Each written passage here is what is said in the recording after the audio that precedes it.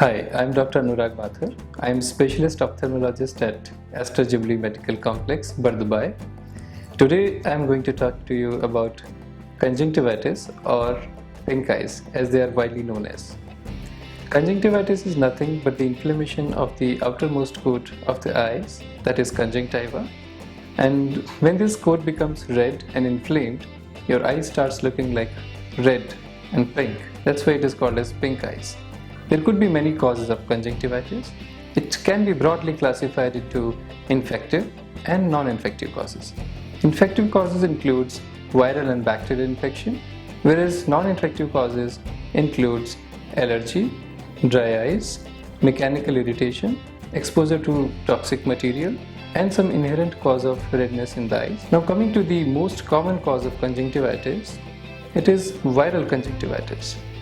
The adenovirus is the virus which is culprit in most of the cases.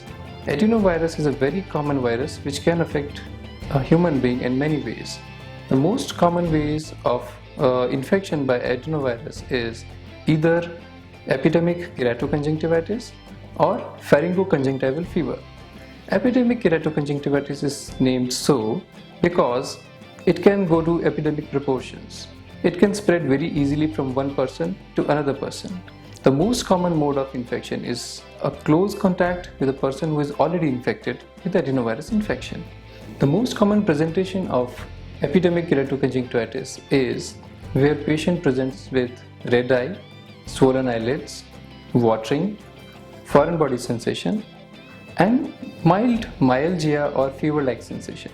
On examination, we find follicles, lymphadenopathy, congestion, and sometimes hemorrhages involving the conjunctiva. In extreme cases, we can find some epithelial, subepithelial infiltrates in the cornea as well as pseudomembranes on the surface of conjunctiva. But these are the extreme cases. Most of the cases do not require any treatment because adenovirus is a self-limiting disease. Only thing is, we need to prevent spread from one eye to the another eye and from one person to another person.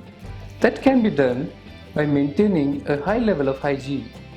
That is by wearing protective glasses, washing your hands repeatedly with soap and water, not going very close to the people who are not infected, by preventing handshakes, by not sharing your bed space and linen, and also the doctor may give you few eye drops to make you comfortable.